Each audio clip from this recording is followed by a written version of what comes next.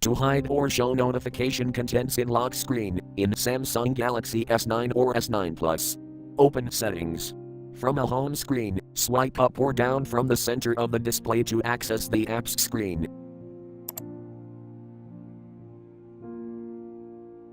Tap Settings.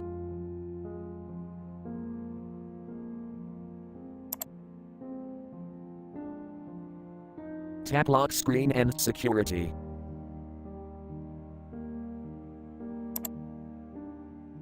Scroll down.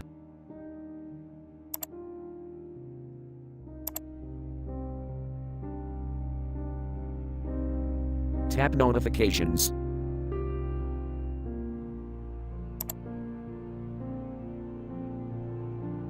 Tap Notifications switch until blue to enable.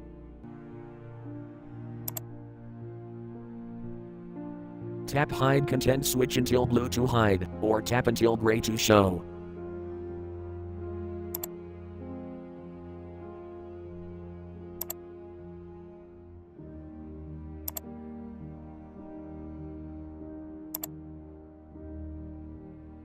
Thank you for watching. Have a nice day.